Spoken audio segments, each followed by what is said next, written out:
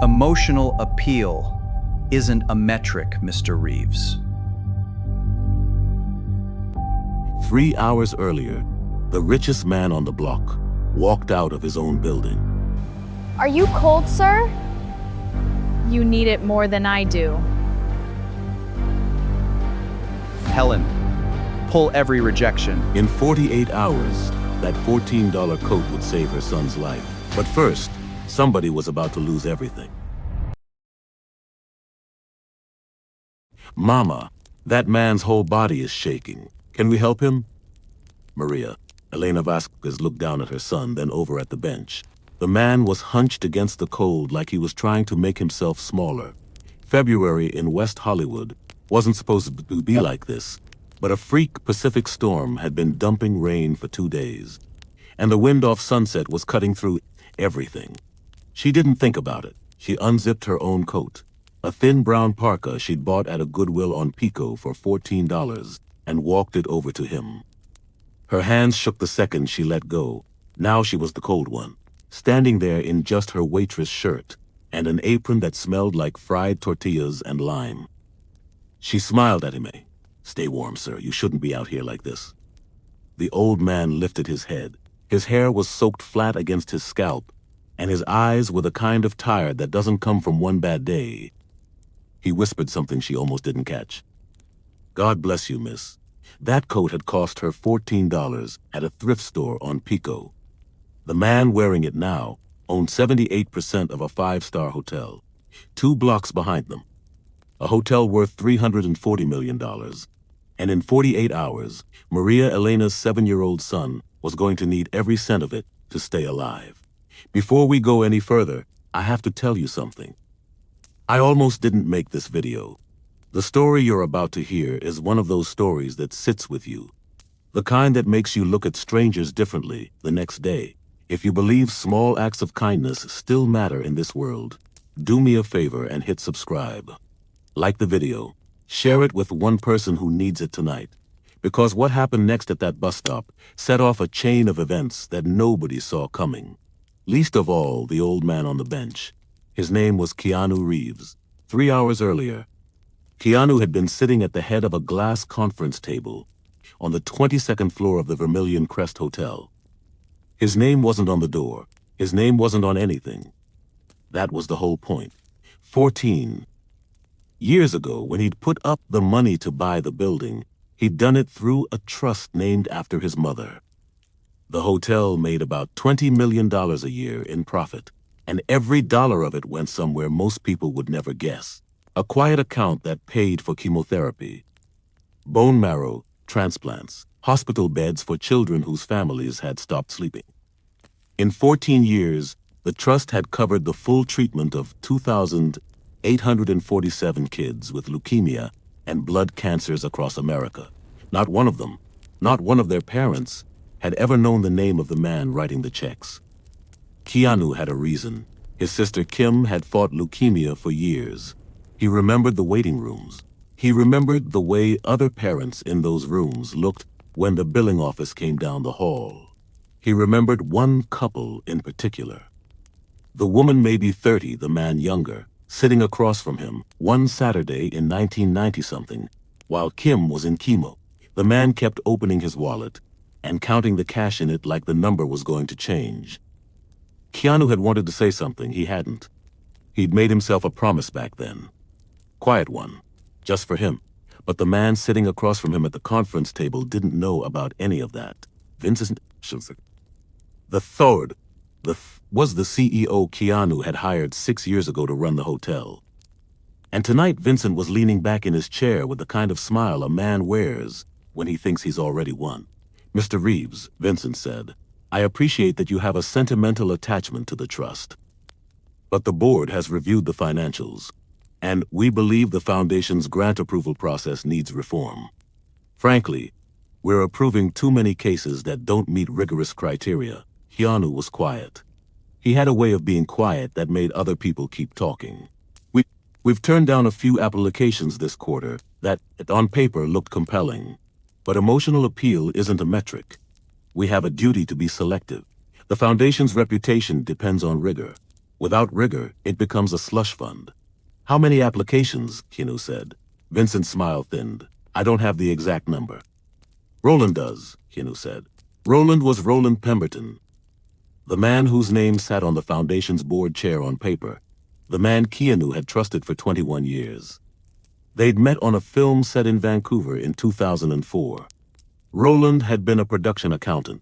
He had a daughter Keanu's sister had liked. He'd been at Keanu's mother's funeral. Right now, Roland was sitting at the far end of the table, looking at the napkin under his water glass, and he was not looking up. The vote went 6-1. Keanu against everyone.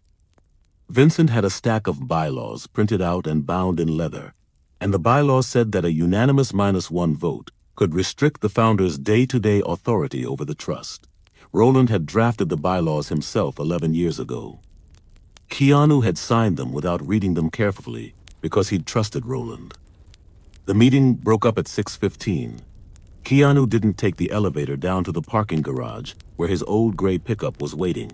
He walked out the front of the hotel onto Sunset, past the valet stand, past the doorman who didn't recognize him because Keanu was wearing a black hoodie and a flat cap, and the doorman's eyes were trained on people who looked like money. He walked east.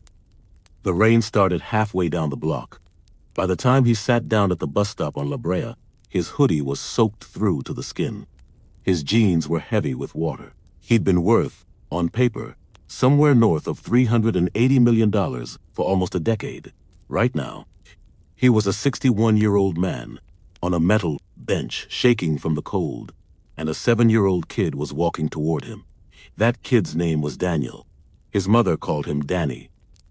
Before I tell you what Danny said to Keanu on that bench, you need to know who Maria Elena Vasquez was. Because the woman who gave that coat away wasn't a saint. She was just exhausted, and she was running out of time herself, and she didn't have it in her to walk past somebody who looked the way Keanu looked. Her story is the other half of this one. Maria Elena was 29. She'd grown up in Boyle Heights, the oldest of 4, and she'd been working some kind of job since she was 14. Right now, she was working too.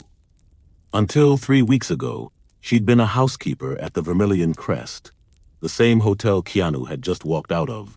Although she didn't know that yet, she'd been on the morning crew, 12 rooms per shift, 8 a.m. to 4 p.m. She was good at her job, the kind of good where you notice a guest's allergy medication on the nightstand, and you remember to leave an extra glass on the bedside the next morning. The supervisor, a woman named Patricia, had been quietly putting her up for a promotion. 3 weeks ago, a guest in Suite 1104 had lost a wedding ring. Maria Elena found it under the corner of the box spring while she was changing the sheets. She brought it down to the front desk. The front desk manager, a woman named Bridget Halloway, took it from her, smiled, and said she'd see it returned. Maria Elena went back to work. 2 days later, the guest called the hotel asking about the ring. Bridget told the guest the housekeeping staff hadn't found anything. Then Bridget called Maria Elena into her office and fired her for theft, said the ring had been turned in by another employee who'd seen Maria Elena pocketing it. There was no other employee. There was no ring on file. The ring was in Bridget's purse. Maria Elena tried to argue. Bridget said if she didn't leave quietly, the hotel would file a report with the LAP. Maria Elena had no severance, no warning, and no way to fight it without a lawyer. And she couldn't afford a lawyer. She walked out of the Vermilion Crest at 4:18 on a Tuesday afternoon and stood on the sidewalk for almost 20 minutes before she could remember which way the bus stop was.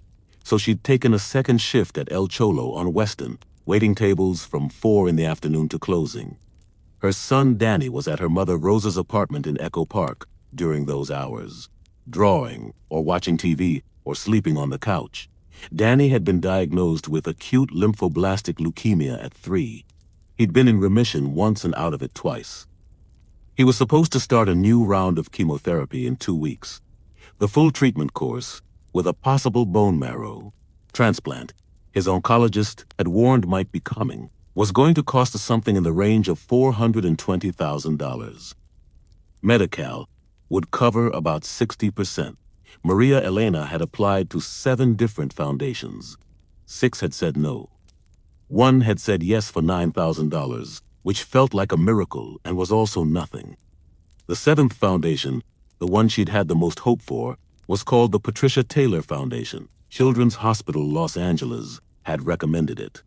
Dr. Morrison, Danny's oncologist, had written the supporting letter himself. The application had taken her 4 nights to fill out because she kept stopping to check the wording. She'd cried when she sealed the envelope because she let herself believe. 2 weeks ago, the rejection letter had come. Insufficient eligibility criteria. No appeal. She hadn't told her mother. She hadn't told anybody. She'd folded the letter into a square and put it in the kitchen drawer where she kept the bills she couldn't pay. She kept thinking about it at strange times, standing at the bus stop, pouring coffee at El Cholo, tucking Danny in at night. The phrase insufficient eligibility ran through her head like a song she didn't want stuck. Tonight, the night of the coat, she'd just finished her shift at El Cholo. She'd picked Danny up from Rose's. They were walking to the bus stop on La Brea because she'd missed the earlier one. And she didn't want to wait inside the bodega because Danny was almost asleep on his feet. And she wanted to keep moving. That's when Danny saw the old man. He pulled away from her, no warning, walked right up to the bench. Maria Elena's heart jumped because she was a mother in Los Angeles. And you don't let your 7-year-old walk up to strangers. But the way Danny was walking wasn't fear. It was curiosity. And she was 3 steps behind him already. "Are you cold, sir?" Keanu looked up. The first thing he saw wasn't the boy's face. It was the boy's mouth. There was a bluish tint around the lips. Faint but there, the kind of color a parent learns to watch for. Cyanosis. Keanu had spent enough hours in pediatric oncology waiting rooms to know what that color meant in a child. Reduced oxygen. Something wrong with the blood. Danny didn't notice Keanu looking. He just kept going. "My mama says nobody should be cold if we can help." Maria Elena was already pulling off her coat by the time she reached them. She moved fast, like she didn't want to give herself time to think about it. The coat was old. The zipper got stuck halfway up. She draped it across Keanu's shoulders. "Oh no," Keanu started, "Miss, please. I've been colder than this, sir. You take it. You need it more than I do." She stood there, soaked through her thin black shirt, rubbing Danny's shoulders to keep him warm. Her teeth weren't chattering, but they would be in about 3 minutes. Keanu could see her making the math in her head, trying to figure out how long the wait for the bus was, whether the bus had heat. "What's your boy's name?" he asked. "Danny," she said. "Daniel, he's 7. He's a good kid. He's the best." She didn't say anything else for a second. Then she said, quietly, almost to herself, "He's the best kid I know." There was a shelter on Fountain, she told him, about 4 blocks north. They'd take him in for the night if he could make it that far. The number 212 bus came up the block a minute later, hissing through the wet pavement. "Bye, mister," Danny called over his mother's shoulder as she scooped him up. "I hope you get warm." The doors closed. The bus pulled away. Keanu sat alone on the bench wearing a Goodwill coat that smelled like fryer oil and a child's shampoo. He pulled it tighter across his shoulders. It was thin. It was worn. It was the warmest thing he'd felt against him in a long time. He took out his phone. The one number he called wasn't his lawyer, wasn't his manager. It was Helen Brennan, the woman who'd been his personal assistant for 22 years, and who, besides Keanu himself, was the only person on Earth who knew exactly what the Patricia Taylor Foundation actually did. "Helen," he said, "I need you to do something for me. Tonight, there's a boy I just met. Mother's name was Maria Elena. Boy was about 7. He's sick, Helen. I could see it on him.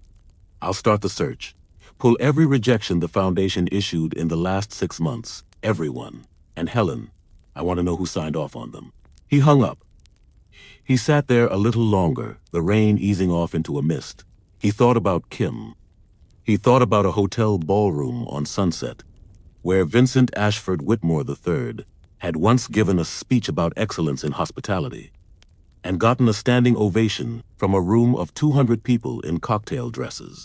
For the first time in weeks, Keanu Reeves smiled. The next morning, Helen called at 5:47. She didn't bother with hello. The family you're looking for. The boy's name is Daniel Vasquez. His application was rejected by the foundation on January 22nd. The form lists insufficient eligibility, but the kid's oncologist filed a supporting letter that should have moved him to immediate approval. Someone overrode the recommendation. Who? Roland signed it, but there are 204 other rejections in the same window, and the pattern is consistent. Cases with high projected treatment costs. Roland was filtering by dollar amount, not need. Keanu sat at the edge of his bed and didn't say anything for a long time. There's more, Helen said. The hotel terminated a housekeeper 3 weeks ago. Maria Elena Vasquez. Theft allegation. Same woman. Keanu closed his eyes. Pull the security footage from the 11th floor for the week of January 11th. Through 15th, he said. All of it. Get me the original incident report from Bridget Halloway. Get me a forensic accountant in by noon. And Helen, don't tell Roland anything. Not yet. He got dressed.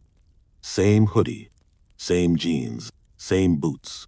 He went down to the kitchen and made coffee in a stovetop percolator, the way his mother had taught him 40 years ago, and he stood at the window, watching the canyon road dry off, and he thought about a 7-year-old boy on a bus stop bench whose lips had been the wrong color. By noon, the forensic accountant, a woman named Patricia Vega, who'd worked white-collar cases for the FBI for 16 years before going private, had found the first thread. By the next afternoon, she had the whole sweater. $4.2 million had been moved out of the foundations in the last 18 months through a series of shell companies. The trail ran through Delaware, through a holding firm in Belize, and into a personal account in the Cayman Islands, held under the name of Vincent's wife's maiden name. Vincent had not told his wife. 2 days later, Danny collapsed. It was a Wednesday morning, 10:43, and he was at his desk at Hoover Street Elementary, coloring in the wings of a paper airplane when he just slid sideways and didn't catch himself. His teacher, Mr. Devlin, was there in 4 seconds. Danny's pulse was racing and his skin was cold. The school nurse called 911. The ambulance took him to Children's Hospital, Los Angeles. By the time Maria Elena got there, she'd been changing sheets at her new job at a motel on Olympic, and she'd run a mile and a half before she remembered she could call a lift. Danny was in the pediatric ICU, and his oncologist doctor, Morrison, was waiting in the hallway with the kind of face doctors put on when they have to deliver bad news in a way that doesn't sound like bad news. Miss Vasquez, Danny's white cell count has spiked. The leukemia is no longer in remission. We need to start aggressive chemotherapy within 48 hours, and based on his marrow biopsy from last month, I'm now recommending we move directly to bone marrow transplant as soon as we have a donor match. How much? Maria Elena said. Her voice came out flat. She'd already done this math 100 times in her sleep. The full treatment plan, Dr. Morrison said gently, is going to run somewhere between $420,000 and $470,000. Medi-Cal will cover 60%. Your remaining obligation after the smaller grants you've secured is approximately $160,000. We can't begin without confirmation of payment plan for that balance. Maria Elena nodded. She kept nodding. Her hands were doing something strange at her sides, opening and closing, like they were trying to grab onto something that wasn't there. The doctor said something else. She didn't hear it. She walked to the hallway window. Outside, the parking structure. Inside her purse, a card she'd forgotten about. Black cardstock, dense and heavy, with a phone number embossed in silver and the words, Patricia Taylor Foundation. A man at a bus stop had pressed it into her hand 2 nights ago without her noticing. She'd thought it was trash. She pulled out her phone. She dialed the number. A woman answered on the first ring. Vasquez residence. Yes, this is Maria Elena Vasquez. Mrs. Vasquez, this is Helen Brennan. Reeves has been waiting for your call. He's going to be at the hospital in 26 minutes. Please don't leave. Maria Elena's knees went. She caught herself against the window.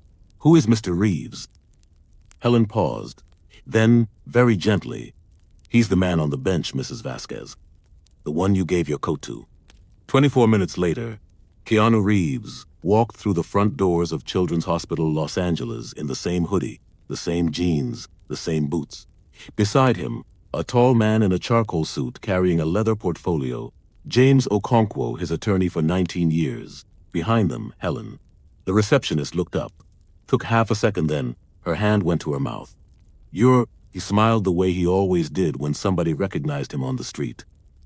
Soft, a little apologetic, like he was the one inconveniencing them. I'm here for the Vasquez family. Maria Elena was in the pediatric ICU waiting area. She'd been sitting in the same plastic chair for an hour. Her mother, Rosa, was beside her, hands clasped, lips moving in Spanish that nobody else in the room could hear. When Maria Elena saw him walking down the corridor, she stood up, but she couldn't make her body do anything else. He was the same man, the same gray-streaked beard, the same tired eyes. He was also, somehow, Keanu Reeves. Mrs. Vasquez, he said, I'm sorry, I owe you an explanation. She tried to say something. Nothing came out. Can we sit down? They sat. James Okonkwo opened the portfolio. He started reading, calmly, like he was reading a grocery list. Keanu Charles Reeves, sole majority shareholder, the Vermilion Crest Holdings, LLC. Patricia Taylor Foundation, founder and sole funding source, 14 consecutive years. As of 9:47 this morning, the foundation's board has been formally dissolved by majority shareholder action. All grant rejections issued in the last 18 months are to be reviewed and reversed where warranted within 72 hours. He looked up at Maria Elena, including your sons. Maria Elena put her face in her hands. Rosa was holding her shoulders. Helen had quietly pulled a tissue from her bag and was holding it without offering it yet. I want to say something, Keanu said. He waited until Maria Elena looked at him. I built this foundation because my sister Kim was sick for a long time.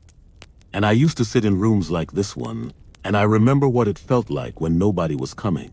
2 nights ago, you walked up to a man you didn't know, and you gave him a coat you couldn't afford to give away. You didn't know who I was. You didn't want anything from me. You were just cold yourself, and you did it anyway. He paused, his voice caught.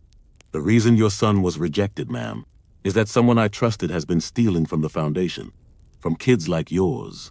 I didn't catch it. Should have. That's on me, and I'm sorry. Maria Elena said the only thing she could say. Just save my son. He's already saved, Keanu said. We're paying for everything. Treatment, recovery, travel for the donor. Lost wages for you for the next 2 years so you can be with him. That's not a favor. That's what the foundation is for. He stood up. He set something on the chair beside her. Maria Elena looked down. It was her coat. Cleaned, dried, folded. I had it dry cleaned, he said. I should give it back. I'm not going to need it anymore. That night, Maria Elena sat in the chair beside Danny's bed in the pediatric ICU. The chemotherapy had started at 6. They'd given him 3 different drugs through a central line in his chest and a 4th one in his arm, and a thing that looked like an ice pack across his forehead for the nausea. He was awake. He kept asking her questions about whether the medicine would make him strong. He asked if he could be strong enough to play soccer at recess by next year. She told him yes. Around midnight, he fell asleep. Maria Elena didn't. She sat in the chair and held his hand and listened to the monitor and counted the seconds between the slow, steady beeps, the way she'd counted seconds her whole life. The waiting room down the hall was empty. The vending machine hummed. A nurse came in once to check the IV and didn't say anything. The room was warm. For the first time in 3 years, Maria Elena could not feel the cold place in her chest that had been there since the day of Danny's first diagnosis. It was just gone, like somebody had reached in and lifted it out. She thought about the man at the bus stop.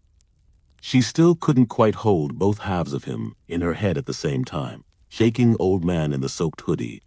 The man with the leather portfolio who said he was sorry. They were the same person. They were not the same person. She wasn't sure which one was the real one. Maybe both, she thought. Maybe that was the whole point. What happened over the next 8 months, you can read about online if you want. Some of it was in the Los Angeles Times. Some of it was on the morning shows. Most of it, Keanu refused to comment on. Vincent Ashford Whitmore III was removed as CEO of the Vermilion Crest within 72 hours. He held a press conference on the sidewalk outside his lawyer's office in Century City. He stood at a portable podium in a $4,000 suit and told the cameras that he had done nothing wrong, that he had been protecting standards in an industry that had lost its way, and that the real victims here were the shareholders of fine hospitality everywhere. He used the phrase woke standards 3 times. He did not apologize. The Department of Justice took an interest in the foundation's financial irregularities about 2 weeks later. Roland Pemberton flipped almost immediately and tried to put the whole thing on Vincent. Vincent, in his second press conference, said Roland was a desperate man making desperate accusations. He still did not apologize. In May, 3 former Vermilion Crest guests went public with their own stories. The first was a 67-year-old widow named Dolores Whitfield. Her husband, a retired Marine, had taken her to the Vermilion Crest every year on their anniversary for 31 years. The first anniversary after he died, she'd come anyway, alone, wearing the cardigan he'd bought her on their honeymoon. She'd sat in the lobby for 15 minutes, waiting for her table at the restaurant, when Bridget Halloway sent a security guard over to escort her out. The guard told her, politely, that her attire didn't meet the lobby aesthetic. Dolores had walked back to her car and sat in the driver's seat and cried for almost an hour before she could drive home.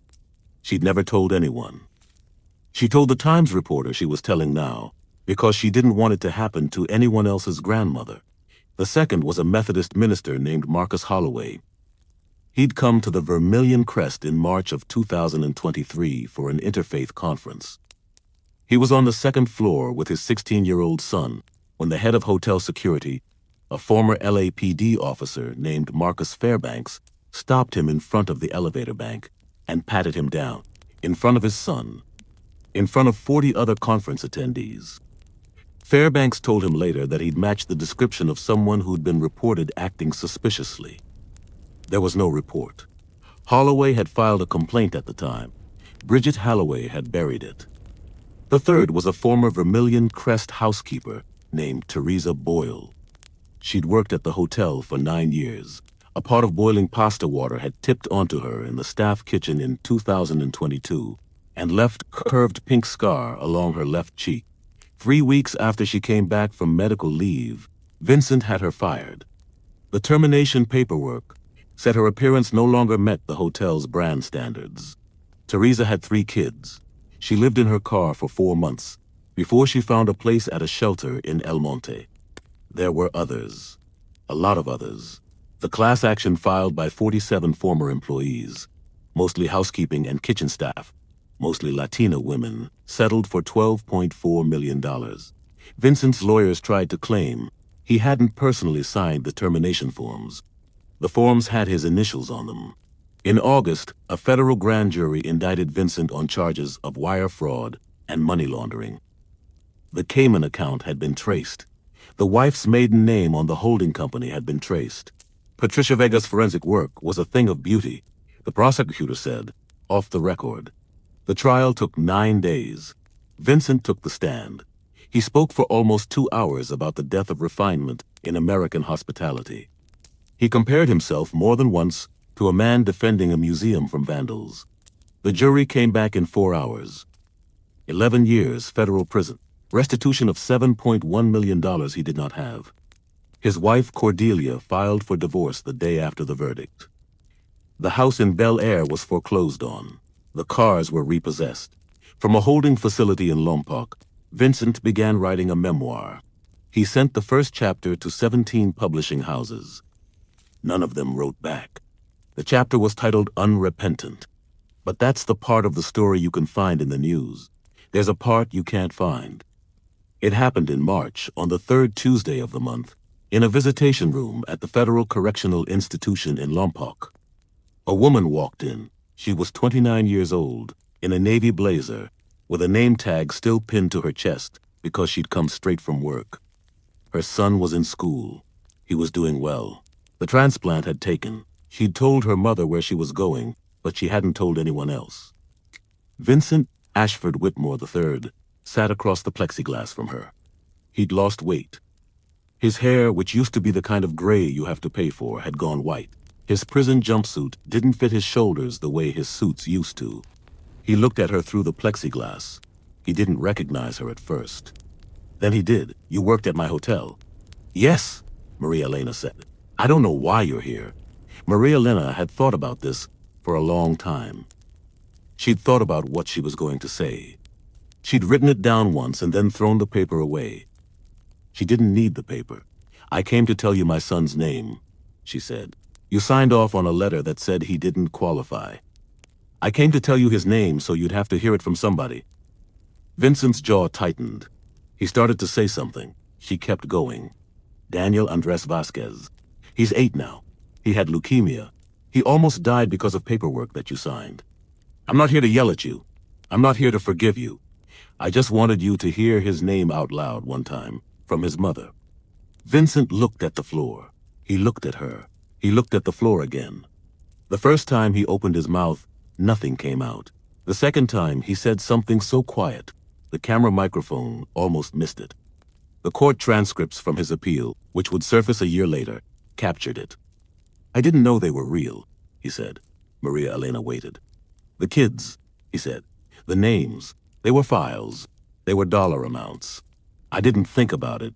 She stood up. "I forgive you," she said. "I want you to know that. Not because you deserve it, because I'm not going to carry you around anymore." She walked out. She didn't look back. Vincent sat in the visitation room for another 20 minutes before the guard came to get him. The official prison log notes that he asked for paper and a pencil that night. Whatever he wrote, no publisher ever printed it. But his sister-in-law, the one who'd kept in touch when his wife and his lawyer and his friends had not, said in a magazine interview the next year that Vincent had finally, in his 6th month inside, stopped using the phrase woke standards.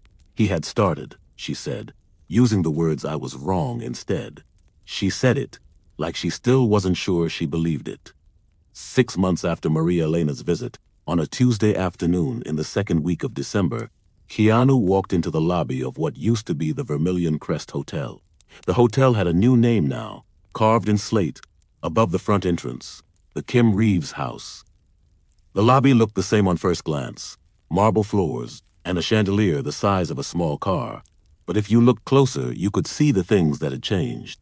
The dress code signs were gone. The minimum nightly rate had dropped from $1,450 to $420. The hotel ran at a loss now, on purpose.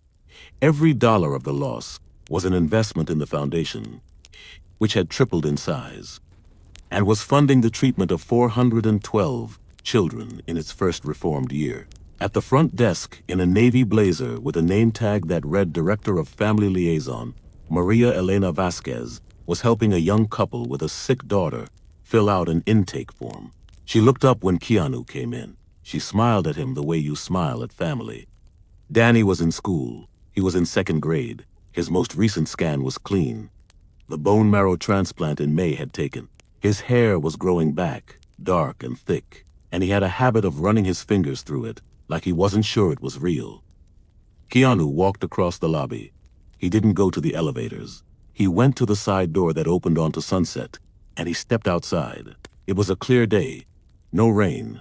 A little cold for Los Angeles, but not the kind of cold that gets into your bones. He walked east, past the valet stand, past the bus stop on La Brea, where the same bench sat under the same plexiglass. Shelter, he stopped there. He sat down. A man was sitting on the bench already, older than Keanu, maybe 70, wearing a windbreaker that had been mended at one elbow. He had a paper cup of coffee in his hands, and he was looking at nothing in particular. "Cold today," Keanu said. "Little bit," the old man said. They sat there for a while, not saying anything else. A bus came. The old man stayed. Another bus came, so did Keanu. After a long time, the old man stood up and tipped his cup toward Keanu in a small salute and walked off down the sidewalk. Keanu watched him go. He stayed on the bench. He pulled the hood of his sweatshirt up against the wind. He thought about his sister and his mother, and a boy with the wrong color in his lips, and a woman who'd given away her only coat on a night when she'd had nothing else. He thought about all the people who walked past this bench every day, the 1,000 strangers a week. and how any one of them might be the next person to do the harder thing, or the next person to need somebody to do it for them. You couldn't tell by looking. That was the lesson he kept relearning. You couldn't ever tell.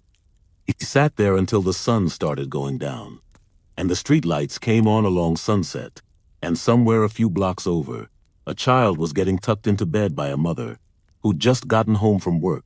Thank you for staying with this story all the way to the end. If it meant something to you, share it with one person tonight. The world doesn't change because of speeches. It changes because somebody, somewhere, looks at a stranger on a bus stop bench and decides to do the harder thing. Subscribe so you don't miss the next one. And remember, the smallest kindness you offer today might be the one that saves a life you'll never know about. Take care of each other out there.